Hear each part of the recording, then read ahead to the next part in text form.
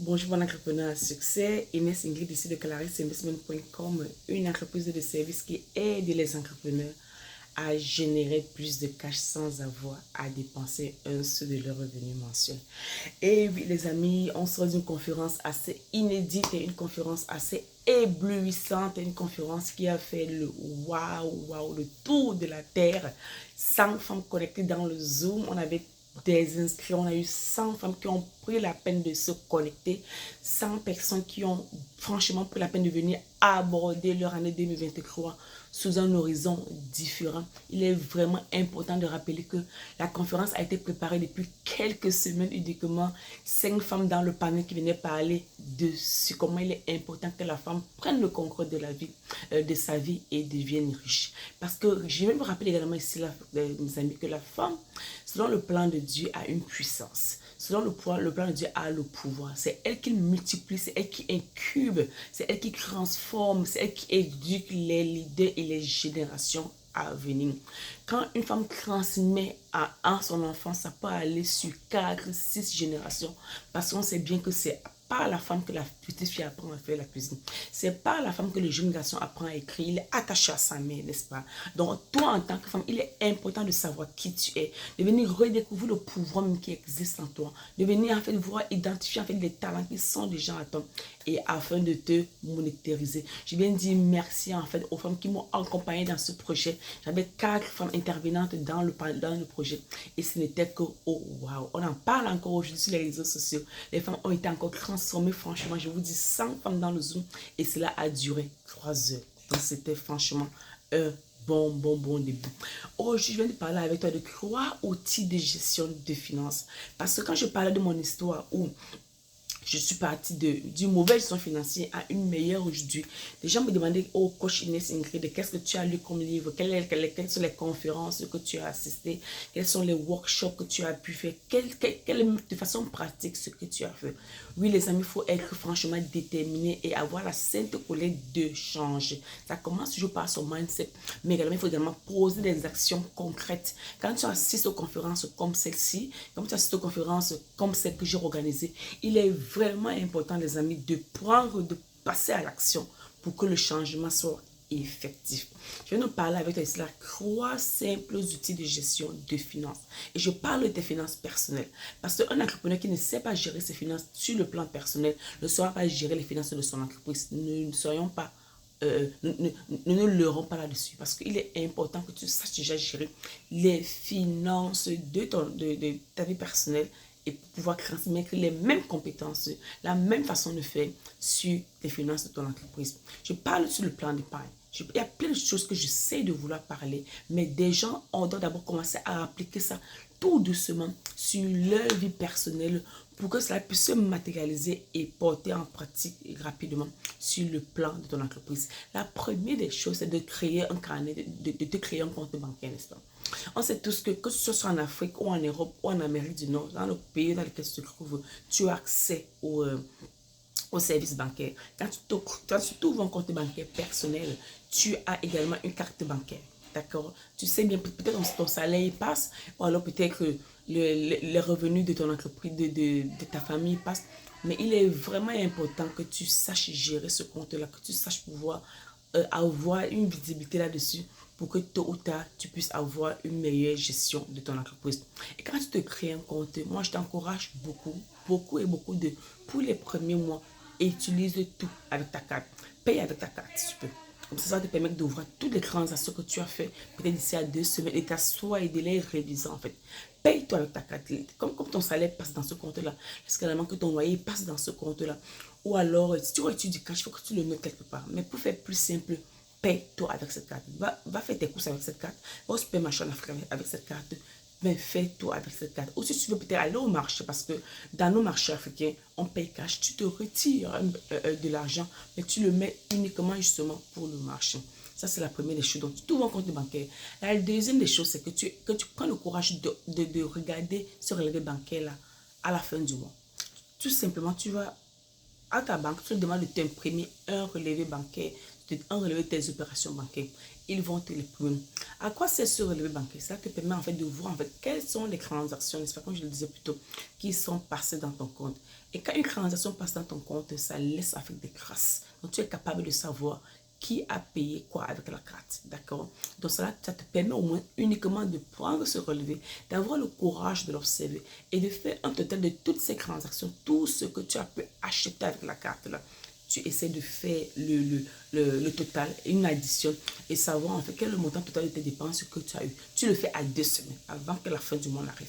Tu t'assois, si ton salaire passe au premier du mois, alors au 31, la nuit d'avant, le 14e jour du mois, tu te fais violence pour te le faire.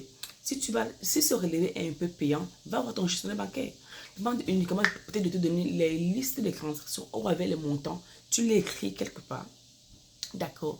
Et tu rentres maintenant, tu prends une calculatrice et tu fais un total.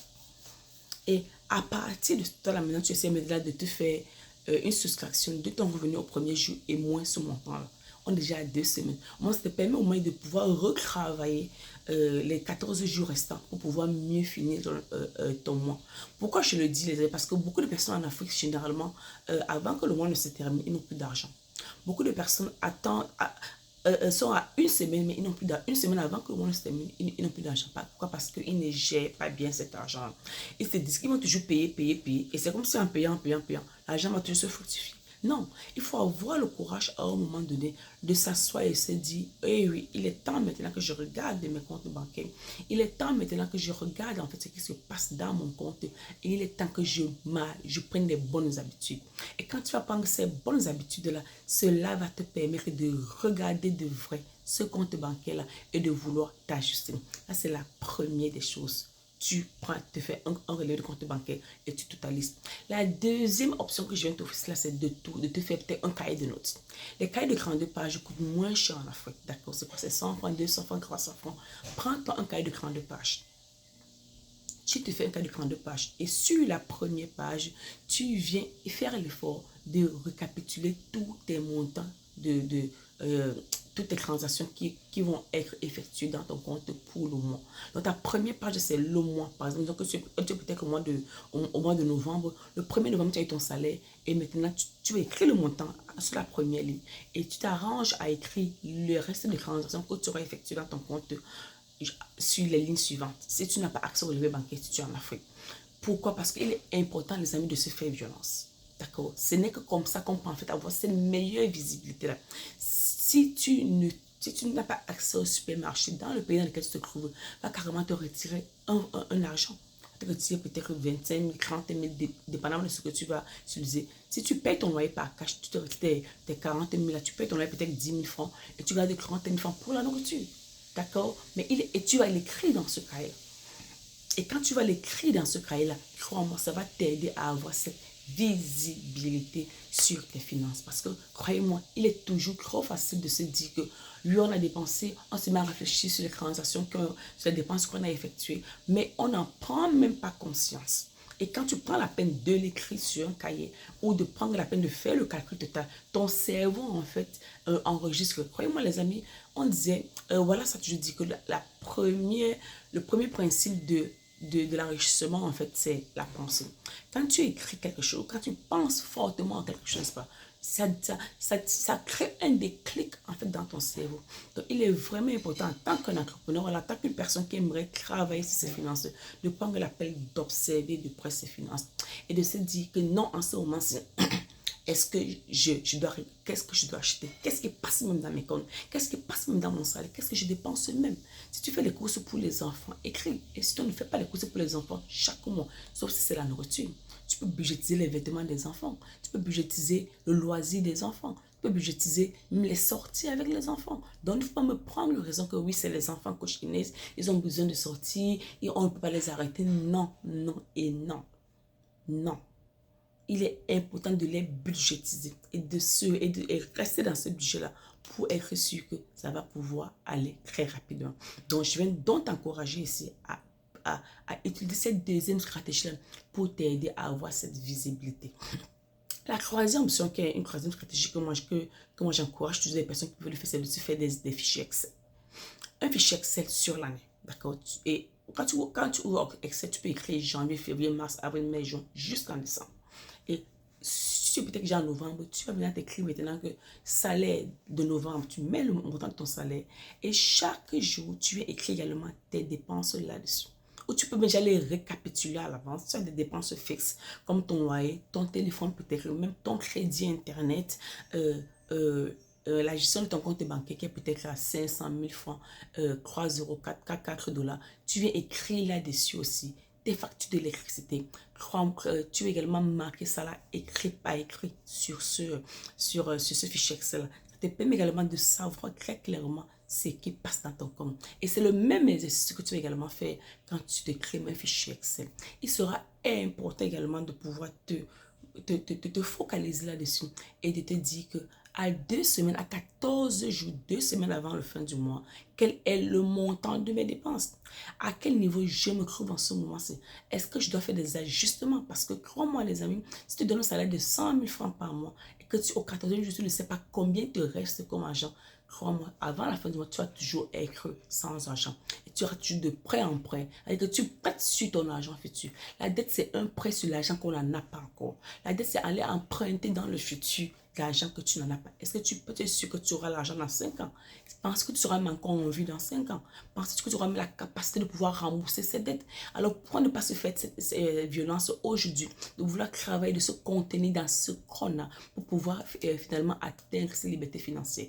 Ce ne sera pas facile, crois-moi. J'ai été dans ça. On a tous été dans ça. Mes étudiants que je forme ont été dans ça. Si vous avez assisté à la conférence, il y a des dames qui étaient sur le panel là, elles sont passées par ça, mais ça passe par la sainte colère, ça passe par la prise de décision, ça passe par la conscientisation, comme je le dis encore, et que c'est un éveil à la conscience, cette conférence, pour que tu puisses dire que voilà, il est temps que je prenne le contrôle de ma vie et que je deviens riche. Parce que la dette ne te rend pas riche. Au contraire, la dette t'appauvrit au fur et à mesure. Alors quand tu essaies au fur et à mesure de te sacrifier, de te dire que je vais regarder mes dépenses, je vais ajuster mes budgets, je vais refuser de dépenser plus que je ne reçois par mois, crois-moi, c'est un début déjà à la liberté financière. Parce que même déjà prendre une décision, c'est un début de liberté financière. Alors, c'est ça que je viens de te partager avec toi. Si tu n'es pas encore abonné sur cette chaîne, je t'encourage à t'abonner massivement. Partage cette vidéo dans ton contact pour aider les personnes qui ont ce problème d'argent-là, comme moi j'étais avant, pour les permettre de sortir de cette dette-là, de travailler sur leurs finances afin d'atteindre la liberté financière que nous tous, nous recherchons.